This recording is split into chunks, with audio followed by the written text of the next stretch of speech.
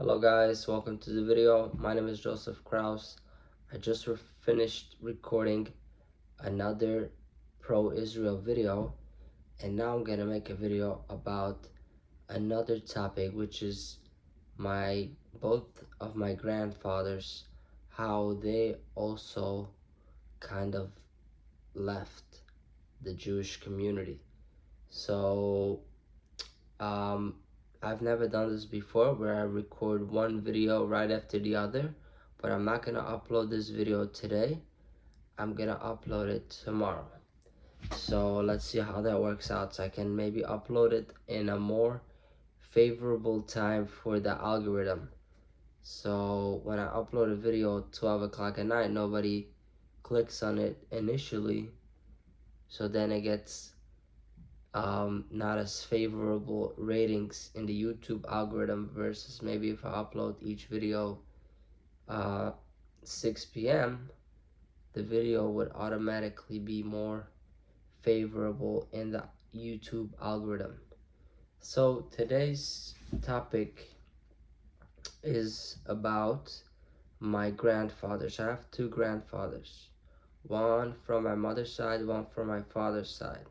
So the one from my mother's side, his name is Nehemiah Schwartz, and the one from my father's side is Yankee Kraus. So Jacob Kraus and Nehemiah Schwartz. Okay, these are the two grandfathers that I have. One currently lives, Mr. Schwartz lives in Miami, Florida, and Mr. Kraus lives in Quebec, Canada. So my father is from Quebec in a small Hasidic town called Tosh, Kiryas Tosh, where that's the town where I actually learned in yeshiva the last year before I left, and I escaped Canada during COVID-19 because I could no longer take the yeshiva system. So now let's talk about my grandfathers specifically. They're very interesting. Now thinking back, I don't know much about them for many reasons. I mean, maybe first of all, maybe there isn't really much to know. Maybe everything there is to know I know. Maybe there is a lot to know, but I just don't know. But either way, my grandfathers were different than your average Hasidic guy. So starting off with my grandfather in Miami, he's been so they call it separated, but really it is divorced, which in the Hasidic community is very, very rare, especially back in those days. Because remember, he's my grandfather. So he's been separated like this for who knows how long, 20, probably much more than 20 years. But he never gave an actual divorce. I'm not sure why, but he's never been back home, meaning with his wife, or where he lived all his life in Curtis. He's never been there either, and nobody knows what he does in Miami. And who knows? I know Miami is the the biggest city or whatever with like all the bikini girls and all that. So maybe he does sinister things, meaning not sinister in my perspective. Well, it could be honestly sinister things even from what I believe is unethical or immoral, but I'm talking about more sinister things what the Hasidic community considers sinister. So that's why he has to go hide, or maybe that's just a city where it's more accessible. So that's my Schwartz grandfather from my mother's side, and he also, I think, recently I saw him with like a smartphone, the internet, which was strictly forbidden, but for him, I guess he couldn't really care less, you know. But he's not really that type. He's more all day he talks about the the Rebbe Zichronim Lavrocha, as they say it, which is the great Rabbi Joel Teitelbaum. So, and by the way, if anybody knows anything interesting or things that I don't know, you can let me know in the comments. For example, apparently my parents were supposed to be divorced when I was a kid, and they never told me that. And I found out that much later on, when actually about a year or the year that I left is when I found out. Somebody told me that my parents were what they call it, separated, right, but not for 20 years, and then they were almost gonna get a divorce, but the community told them to get back, like basically manipulate them into getting back married together. So they hated each other the whole time, and they took their anger out on the kids and used the Bible and the Torah to manipulate and abuse the kids. And a lot of people like to say, "Oh, Joseph, your father is so terrible, everything is so terrible." I had a much better childhood, I believe, than many other kids, okay? And which is what I'm gonna get to. The only problem is I wasn't properly brainwashed. One of the reasons is because both of my grandfathers, and I'm gonna get to my other grandfather in a second, were already not as religious in a way, or not as the system. Even if they were doing everything they were supposed to, which they were not, I still had these questions, because how can somebody preach to me all day long and say this is what you should do and this is what you shouldn't do, when they themselves don't follow some of the rules or all of the rules? So when you don't get brainwashed properly and you live in that community, that's the worst thing that can happen to somebody. Because if you live in North Korea and you think everything is, most people in North Korea think they have a great life. They're brainwashed to love everything that's happening there.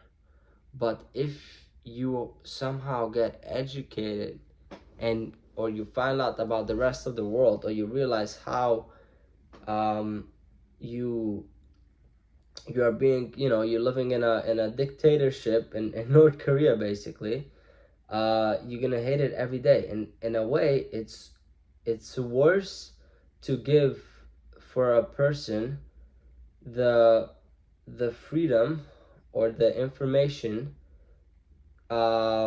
Then I'll give you an example. Like, I've heard there are these tribes that people discover, like in the Amazon jungle or something, and then they give them like internet and technology, and it destroys the whole um, tribe, And the reason is because if you don't know any better, then don't fix it. So I hope I'm making sense here, but what I'm trying to say is, if you don't brainwash the kids properly, then it could be worse for them, because they know every minute of their life that everything they do is BS. They go to synagogue, they're like, yeah, yeah, yeah, yeah, yeah, but they don't believe in it.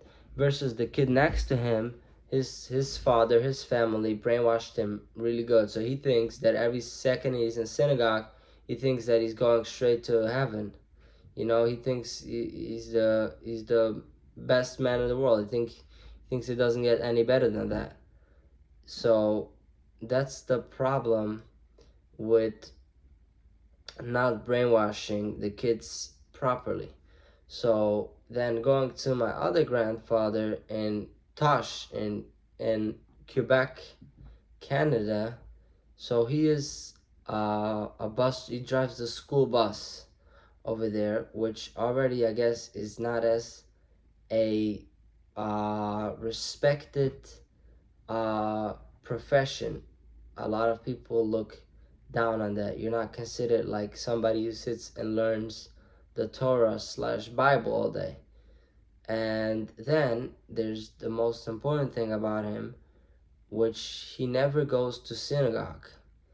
I used to live with the last year. I lived the whole year I lived with him, and I never saw him go to synagogue, especially during the week. And I know he goes on these trips to nobody knows what countries, and nobody knows what he does over there. So all these people, you know, and this is just my grandfathers, and they're older. So I'm imagining when my father and my siblings get older, they're gonna do similar things, you know. So that's the story about me. A lot of people like to say, oh, he was abused, he was not. None of that is true. People don't know anything about me. Yes, I was abused. Yes, everything is true. But the real reason why I didn't like the Hasidic community was because the religion. I don't believe in the religion. I don't believe in any of it. Now maybe there was other people out there that could have done a better job in brainwashing me, which again in a way that's better than me living there for my whole life and knowing that I don't like it and it's BS, you know, versus if I could have been there and been seriously believing that I am the chosen one and I live God's way and I live the best life in the world as they try to preach there, but to me it just didn't stick. Now, why? I'm not sure. One of the reasons given is maybe because of my grandfather. This is just the episode of the grandparents. There's many more. It's my father, how he was. But the funny thing about my family is that all of them were in one way much less religious than other people, and then in other ways they were more religious than other people. So we're doing in Yiddish they say lefnim mashiras adem, much more, meaning more than what the law requires, more than what the Bible requires, which that makes you as a kid really not like it, because anything you want to do, you want to have a bike, a toy, everything he says you can't do it, and it doesn't. And other kids are allowed to do it, and your next door neighbor is allowed to do it, but then your father is allowed to have a computer and a smartphone, and your grandfather doesn't have to go to synagogue, and the other grandfather lives in Florida. So you know what I mean. So it's this confusing situation, and now I know now that people are gonna say, why are you talking bad about your grandparents, especially for example my grandfather in Quebec. Now my grandmother is probably gonna give him hell, because she was also always fighting with him, which doesn't help the kids at home. Instead of accepting him how he is and let him live his life, they try to force the religion on him, and then he tries to force the religion. So it's everybody fighting everybody while nobody likes the original idea. So I don't want to hurt anybody with these videos. I just need to tell the truth, and I'm not saying I wasn't hurt. So I'm posting these videos anyways, because one of the reasons is because I need to bomb the bridges. I've said that in the past. In order for me to never go back in the Hasidic community, the only way that it's definitely never gonna happen is if I bomb the bridges. Now, at this point, all the bridges have been bombed, but now I'm just bombing basically nothing. I'm making sure that it's completely bombed. I'm just having fun at this point. But I would say other people, if you leave the community, because I see other people, they leave and then they go back very fast. Like usually, like they leave and 2 weeks later they're back. Those people never really left. Usually, they don't leave like how I left, completely leave. They're like maybe do something. They take off a little bit. They put on a smaller yarmulke or something.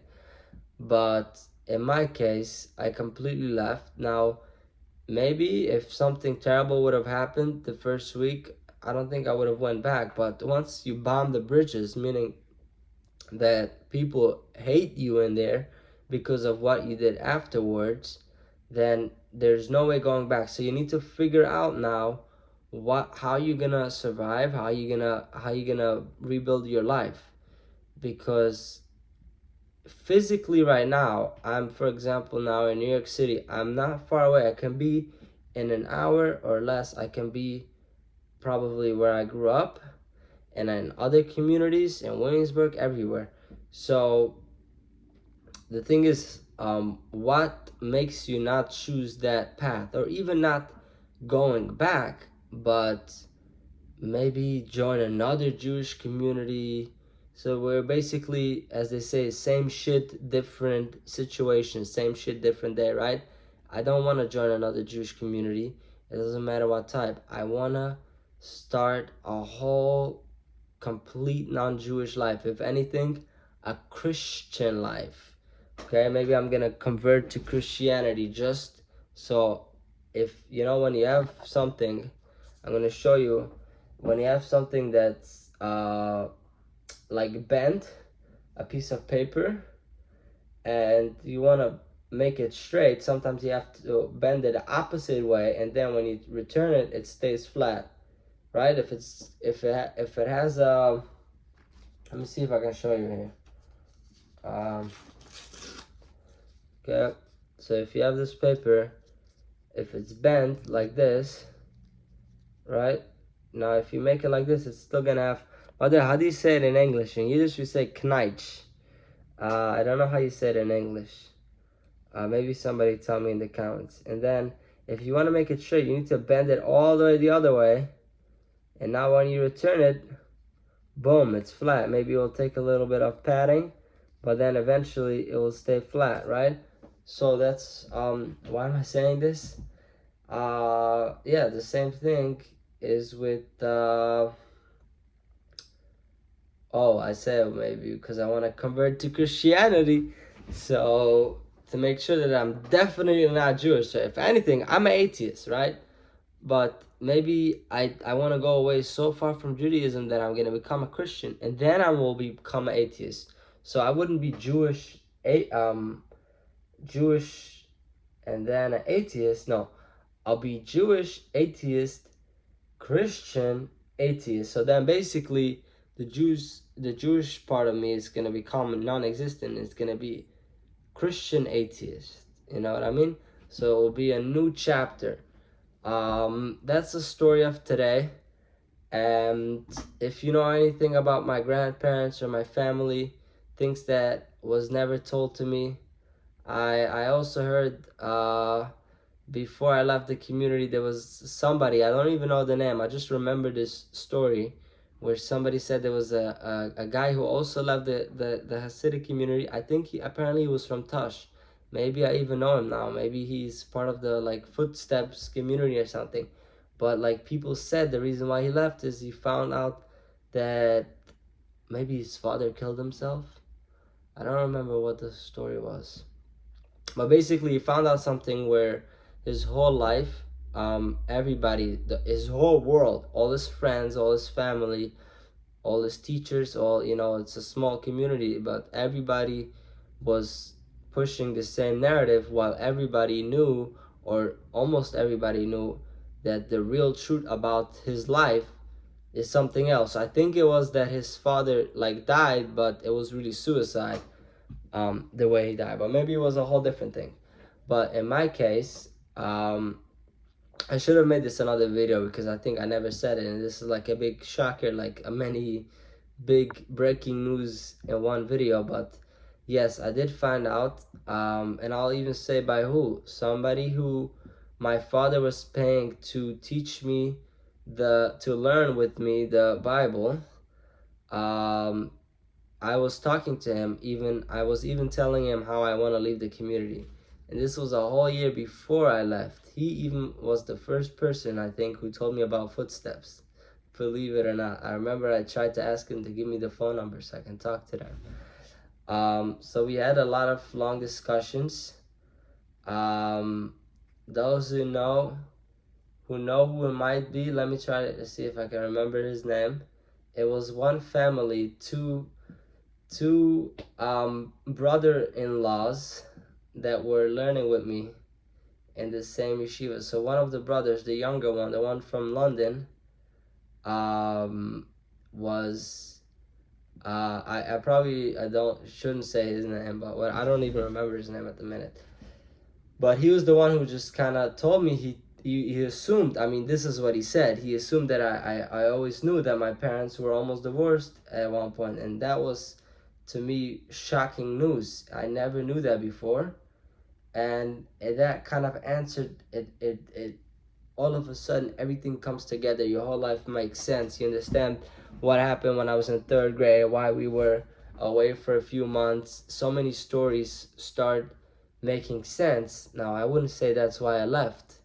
There were many other reasons. Now I'm thinking back a lot of times. I remember small anecdotes that happened. One, maybe I'll make another video if anybody is still watching it. 20 minutes, maybe say in the comments. I a few days before I left, I was underhearing a conversation in my parents' bedroom, and maybe I'll make a video saying what that was.